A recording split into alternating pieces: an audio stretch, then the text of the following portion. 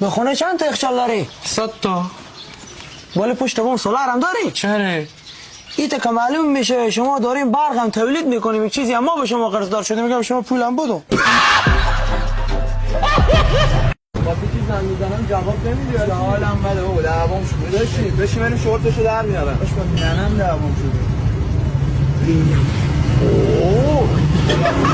تو ایران با درس خوندن به جایی نمیرسی. من چی کار کنم؟ پشت بار بانک بزن. باشه. چند وقت هیچ که نتونستم گول بزنم، سرم جلوی خدا پایینه، تنها امیدم توی. نمیری بزنی؟ چی بزنم؟ بانک بزنم؟ نه جان. سهل بابا این گلاب از کجا آورده بوده گذاشته بوده تو فریزر؟ گلاب؟ چیز؟ بردمش مسجد ریختیمش تو شلزن، چه میدانه چه شور و حالت برپا شد. این از کجا گرفتی واقعا؟ از جلال ساق چیز؟ از سوپرمارکت بغل خریدم.